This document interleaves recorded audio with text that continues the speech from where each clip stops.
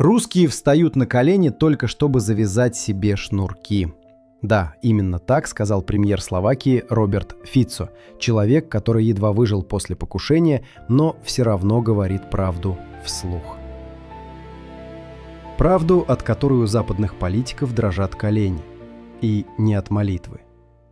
На Западе истерия. Кто осмелился выступить с пророссийской позицией, тут же становится врагом человечества. Фицо, Орбан, каждый, кто говорит о здравом смысле, получает метку агента Кремля.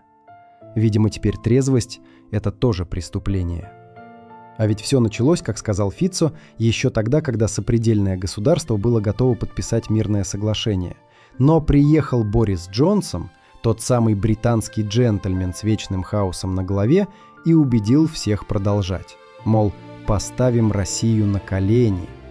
Вот только, как ответил Фицо, русские встают на колени только тогда, когда завязывают шнурки. Это точно подмечено и до боли правдиво. Но что самое интересное, на Западе начинают просыпаться. Люди начинают видеть, что вся эта борьба за демократию давно превратилась в борьбу за прибыль и влияние. И те, кто вчера с пеной у рта кричал «накажем Россию», сегодня тихо подсчитывают убытки и цену собственной гордости. А пока в Брюсселе придумывают новые санкции, Фицо и Орбан просто делают то, что должны делать нормальные лидеры. Работают в интересах своего народа, а не в интересах тех, кто дергает ниточки из-за океана. Но у Европы есть и другая правда. Там ведь у руля потомки фашистов. Это не метафора.